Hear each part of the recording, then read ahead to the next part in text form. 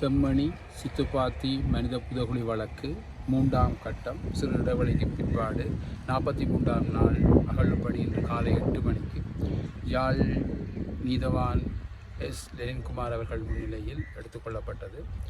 பேராசிரியர் ராஜ் சோமதேவ, சட்ட வைத்தியரி செல்லியா பிரடவன் அவர்களின் தலைமையில் சோகோ போலீசாருடன் இந்த அகழ்வுப்பணி ஆரம்பிக்கப்பட்டது.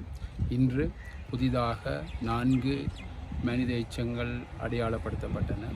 அதிலிருந்து 2 முழுமையான மனித எண்பு தொகுதிகள் அகழ்ந்தெடுக்கப்பட்டதோடு ஒரு மனித எண்பு குவியல்களும் அதிலிருந்து அகழ்ந்தெடுக்கப்பட்டிருக்கிறது.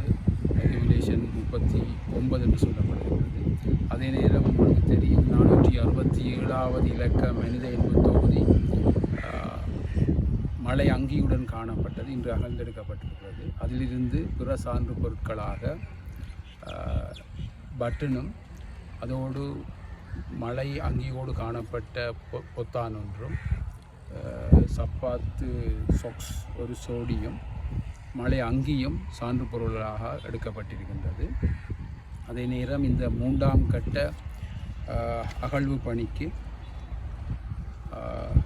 2,50,000 ரூபாய் காசு ஒதுக்கப்பட்டு இந்த அகழ்வுப்பணி நடைபெற்று கொண்டிருக்கின்றது. இந்த 44ஆம் நாள் அகழ்வுப்பணி நாளை தொடர்ந்து நடைபெறும்.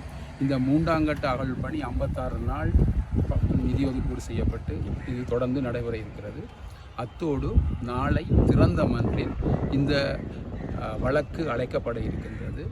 இதோடு பங்கு பெற்றினர் சம்பந்தமான ஒரு கலந்துரையாடல் ஒன்று பிற்பகல் 3:30 மணி அளவில் நடைபெற இருக்கின்றது.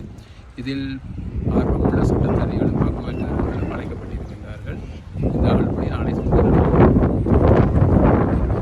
இன்று பேராசிரியர் ராஜ் சோமதேவ அவர்கள் அது சம்பந்தமாக பார்த்து அது சம்பந்தமாக ஆய்வு செய்வதற்காக அது ஆய்வுப் பொருட்களாக எடுக்கப்பட்டிருக்கின்றன. ஆய்வுகளின் பிற்பாடு அது சம்பந்தமாக கூறக்கூடியதாக இருக்கும். அது சம்பந்தமான ஆய்வு நாளை தான் அது சம்பந்தமான ஆய்வுகள் செய்வதற்கான அறிவுறுத்தல்கள் கௌரவ மன்றாலே வழங்கப்பட இருக்கும் என்று நம்புகிறோம்.